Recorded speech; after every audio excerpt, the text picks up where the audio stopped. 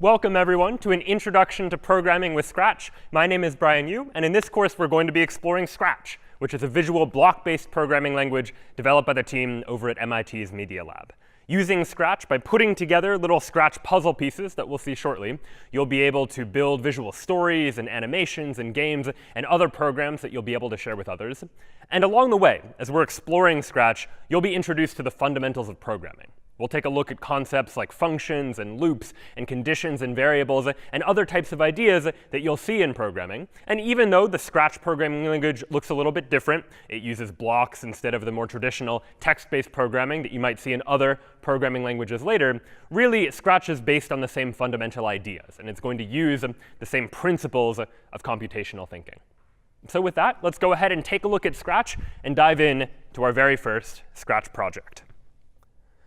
So once you go to Scratch's website, when you click on the Create button to create a new project, you'll end up seeing an interface that looks like this. And we'll be exploring this interface during this course, but it's broken down into a couple of parts. Over here on the left-hand side is our block library. You're going to build Scratch projects ultimately by putting together blocks in some sequence in order to get the project to do something that you would like for it to do. And you can assemble those blocks together from the block library, bringing them into this middle part of the Scratch window, which is the block editor, where you're going to put these blocks together to decide how it is that your project should work. But before we even get to those blocks and how they work and how to put them together, today we're going to be mostly focusing on this part of the Scratch window. This rectangle you see here is what Scratch calls the stage. And it's inside of the stage that our Scratch projects will live and ultimately run. And this is when someone runs your Scratch project, what that person is ultimately going to see. We see that right now, in the Scratch stage, we just have one character, this default Scratch cat here. And each of these characters, Scratch calls a sprite. A sprite in the world of Scratch is just some object. It could be a character like an animal, or it could be some other object that lives somewhere on the stage. And ultimately, we're going to learn to have the ability to program these sprites to do what we would like for it to do. Down below, we see a listing of all of the sprites that are currently in our project. Right now, it's just this default cat, which is called sprite 1. And we'll start to see other parts of this interface as well.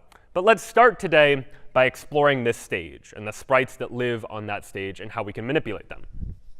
So what we'll see right now is that our default Scratch cat is currently just in the center of this stage here. But I can move it around. And I can move it around just by clicking and holding on the cat. And then I can drag it around. I can move it to one corner of the screen, or I could click and drag and move it to the other corner of the screen, for example.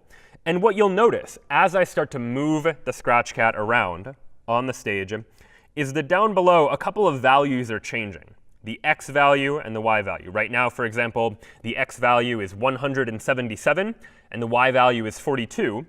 But if I move the Scratch cat a little bit, move it somewhere else, now the x value is negative 156, and the y value is negative 77. So sprites in Scratch exist on the stage, and in particular, they exist at a particular location on that stage, which is organized into an xy coordinate grid. And so if you imagine that this rectangle here is the stage, this looks similar to an xy coordinate grid you might have seen in a geometry class, for example, where we have the x value, which just represents how far to the left or to the right is our character on the stage. And we have the y value, which represents how far up or down the sprite is on the stage as well. The perfect center of the stage is 0.00. If x is equal to 0 and y is equal to 0, then our sprite's going to be exactly at the middle of the stage. But if we increase the x value, make it a positive value, it'll move further towards the right part of the stage. And if we decrease the x value, make it more negative, then the sprite's going to be further to the left side of the stage. And likewise, the same thing goes for y, but in the up and down direction. If I have a sprite where y is equal to 0, it's going to be perfectly level at the middle vertically. But if I increase the y value, then our sprite's going to move up along this stage. And if I decrease the y value, then our sprite's going to move down along that stage as well. So we'll see those x and y values come up not only in this interface here, where we see where the sprite is on the stage, but also a little bit later, once we start putting blocks together to program where our sprites are going to be on the stage at any given time.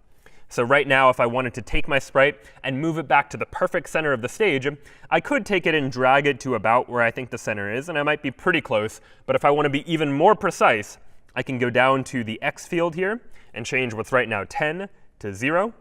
And I can do the same thing for y. changing what's currently -8 to 0 as well. And that will perfectly center the cat in the middle of the stage here. In addition to being able to change the position of the sprite, we also have a few other controls that are in this part of the Scratch interface. Over here, I have the ability to give my sprite a name. Right now, my sprite is just called Sprite1, which is the default name that Scratch gives to a sprite that I create. But I could rename this. I could call this the cat, for example. And what you'll notice is that when I rename the sprite, call it my cat, then down below in this bottom portion of the Scratch interface, this is where I see all of the sprites in my project. Right now, there's just one, but each one is labeled by its name, which right now is the cat. And as we start to get more and more sprites that will be added to our projects, it's going to be helpful to keep track of which sprite is which by knowing what the name of any given sprite is. Underneath the place where I can name any individual sprite, I also have a toggle where I can decide whether or not that sprite should be shown on the stage. Right now, we are showing the cat, but I could click this button over here to hide the cat from the stage. And if I want to bring it back, I can show it again. So I can show and hide the cat to decide whether for any particular sprite, that sprite appears on the stage or not. I also have these other two controls. This control here controls the size of the sprite. Right now, the size is 100, meaning it is at 100% size, which is the normal size for any sprite. But I can change that. If I want the sprite to be half as big, I could change the size to be 50, for example. And now the sprite is much smaller. If I want to make my sprite cat larger, I would change it to, let's say, 200, for example. And now the sprite is going to be larger. But for now, I'll go ahead and keep it at 100. And over time, we'll start to see that we can change the size as well by way of the blocks that will be introduced a little bit later. And then finally, in these controls, I have a direction control. And the direction control controls which way that my cat, in this case, happens to be facing. Right now, it's at 90, meaning 90 degrees. In other words, the cat is facing to the right. But I could rotate the cat, spin it around, and watch as I turn this dial. I can rotate, spin the cat around, and have it face a different direction if I want to. And when I do, you'll notice that this direction value changes into some number of degrees. So right now, it's pointing at a 39-degree angle. But I could change that back to 90. And when I do that, now the cat is facing to the right as well. So I have this ability using this editor here to control a lot about this sprite. I can change its name. I can change its position, its size, what direction it's facing, whether or not it shows up on the stage or not. But really, to make our programs more interesting, we don't just want to have a cat that lives in this environment. I'd like to add some other sprites to my stage as well. So let's go ahead now and try and create a new sprite. Down here at the bottom, you'll notice that inside of this region of the Scratch editor where all of my sprites live, right now it's just the cat, there's a little plus button. And this is the Create a New Sprite button. And I have a couple options for how to do so. But if I just click on this main circular button that says Choose a Sprite, I'll end up getting a whole list of different kinds of sprites that I can create. There are animals, there are people, there's different types of sports-related sprites or food-related sprites, and more than that. And I can look through this and try and find whatever I'd like. And let's say I want to add an animal, for example, another animal other than the cat to my Scratch program. Well, up here at the top, I can filter down what I'm looking for by a particular category. Or if I knew exactly what I was looking for, I could search for a sprite as well. But let me go to animals for now, just to see the various different kinds of animals that can exist here. And I think I like the fish. So we'll go ahead and take the fish and add that to my stage. And so once I do that, you'll notice a couple of things happen. One, down below in this region where I'm keeping track of all of the sprites that are a part of my project, I now have two. I have the cat and I have the fish. And you'll notice that both now appear in the main stage area of my Scratch program. And I can move them around so that they're not overlapping with each other. So I now have one cat and one fish. Whichever one is selected, highlighted in blue down here at the bottom, that's the one I'm currently working with, where I'll currently be able to add code to it or manipulate its position or size or any of the other attributes we've seen that these sprites happen to have. So this fish, for example, is currently located at x equals 73 and y equals 70. But if I switch to the cat by clicking on the cat down at the bottom, now I'm selecting the cat, and now I see the cat's position and the cat's name and the cat's size and the cat's direction as well. So using that ability, we can add new characters, we can add new objects to our Scratch project. And if we wanted multiple of a given character, we can even duplicate a particular sprite. So let's imagine that I want 2 fish, for example, inside of this environment. I'm going to click on the fish, and then I can either right-click or I can control-click on the fish. And when I do that, a little menu will pop up where I can here say, let me duplicate the fish. Let's get a second fish. And you'll notice that it's called fish2 by default. I could change that if I wanted to, but fish2 is OK. And I'll take the 2 fish and separate them a little bit on the stage just by moving them around. And so now I'm starting to construct this scene. And this is why you can use Scratch to tell stories or create animations or create pieces of art just by deciding what it is that you want to exist on this stage and then add them to the stage as well. Now, one thing you might notice is that right now, because I duplicated the fish, both of the fish look identical. They're exactly the same. They're both pointed in the same direction. And I could change the direction or change the size of one of the fish to make it a little bit smaller, to make it look a little bit different from the other fish if I want a variety of different types of fish in my scene. But what I'd really like to do is change its entire overall appearance. So I have 2 different fish that exist on the stage instead of just 2 copies of what looks like the same. And so here's where we're going to introduce another concept in Scratch, which is that of costumes. Every sprite can take on different costumes, and a costume is just what that sprite happens to look like. And so let's explore now how we can change the costume for one of these fish, for example. Up at the top of the Scratch window, you'll notice a couple of tabs. The tab that's selected by default is called the Code tab. And while we haven't added any code to our projects just yet, ultimately, as you start to build more complex projects, you'll be using the Code tab to take blocks of code, drag them into this code editor in order to decide what it is that your Scratch sprites are going to do. But the tab that we're interested in now is this second tab, which is called the Costumes tab, which is going to allow us to see and edit and modify the costumes that belong to any given sprite. So let's go ahead and take one of our fish. We'll go ahead and take fish 2 and head over to the Costumes tab by clicking on the Costumes tab, which is next to the Code tab up at the top of the window. And when I do that, you'll see that by default, the fish has 4 different costumes: fish A, fish B, fish C, and fish D. Right now, fish A is selected, but I could change the costume just by clicking on a different costume. If I click on fish B, for example, now I've got a different costume that's selected, and now you immediately see in the stage that the fish looks different. It's taken on a different costume. Even though it's the same fish, it appears visually to look different because we've changed what costume it has. And I can try changing it again. Here's fish C, and then I can try looking at fish D as well. So you can experiment and take a look at what costumes happen to be built in by default into any given sprite and change them if you'd like to. The cat, too, also has different costumes. They don't look nearly as different, but what you'll notice is that the cat can be in 2 different costumes that are just in different leg positions. So in costume 1, the legs are straight. In costume 2, the legs are bent. And if you watch this sprite carefully, as I switch between the costumes, it almost looks like the cat is walking, which is why we've got those 2 different costumes to sort of give the appearance of walking if we would like to. But let's go back to the fish, which has 4 different costumes that I can choose from, each of which looks very different.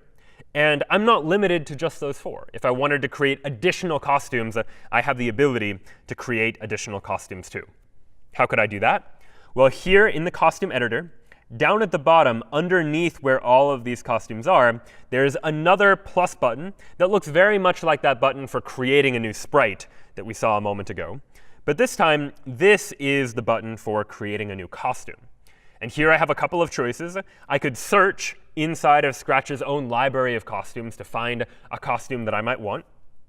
I could also paint a new costume. So if you're feeling artistic, you'd like to create a costume of your own, we could try painting our own. So I could paint my own fish, for example. And here I have a bunch of different tools that I can use to paint the costume. So I'll go ahead and use the paintbrush tool that will just let me draw a new costume for my fish. And I can choose what color I'd like the costume to be too. So I'll go ahead and choose maybe this color. And I can start to draw something like a fish. We'll draw a fish. We'll give the fish an eye. So if you are feeling a little more creative, a little artistic, you can try and draw a fish for yourself. I can use the fill tool if I want to pick a different color maybe and fill in the fish with a particular color. So you can be creative about this too. Now, of course, I do think that the fish that Scratch provided for me look a little bit nicer than the fish that I was able to draw on my own just now. But I can modify the existing costumes too. Using this same costume editor, if I wanted to fill in part of the fish with a different color, maybe I want a little bit of green in this fish, I could take a green that I happen to like by just adjusting these dials to specify what color I want. And still using the fill tool, I could fill in parts of the fish with a little bit of green, for example, just to make the fish look exactly how I want it to look. So you have a lot of creative freedom in this costume editor. You have the ability to create an entirely new costume just by drawing it and painting it yourself, or you have the ability to take a costume that already exists and add to it by painting over it or filling it in with different colors if you'd like to. And you even have the ability, if you want to upload a costume. If you have a photo or an image on your computer that you'd like to use as a costume in your Scratch program, you can upload it there, or you could even take a photo with your computer's camera if it has one in order to add that photo as a costume as well. In addition to changing what these sprites look like, we also have the ability to give these sprites sounds that they can play. And so up at the top, you've noticed that we have a code tab and a costume tab. There's also a sounds tab for the sounds that are associated with each of these different sprites. And later on, we'll see ways that we can include those sounds as part of our project. So right now, the fish, by default in Scratch, has two different sounds that it has. One is called bubbles, and I can play that if I'd like to. And one is called ocean wave.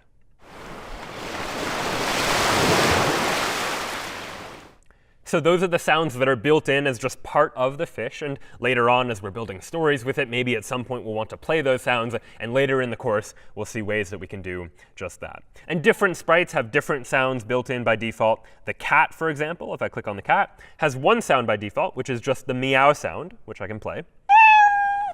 But if I wanted to, I could add more sounds as by recording something myself, if I wanted to record a sound to give to a sprite. And you can also upload a sound. If you have a sound file on your computer that you'd like to include, maybe some music you want to go along with your project or a sound effect, you have the ability to upload those sounds too. But let's go back to the code tab, which we'll look at a little bit later. And now we've got our stage. We've got our stage with a cat and two fish. But right now, what's a little bit boring about my project is the background. Right now, I'm just dealing with a plain white background with nothing else on it. And I'd like to make that background a little more creative as well. And so this background, we've been calling the stage. The stage is this rectangle where our sprites live. And each stage is allowed to have backdrops. The backdrop just decides what image appears behind all of the sprites. And by default, when you create a Scratch project for the first time, the backdrop is just going to be solid white. But we can change that.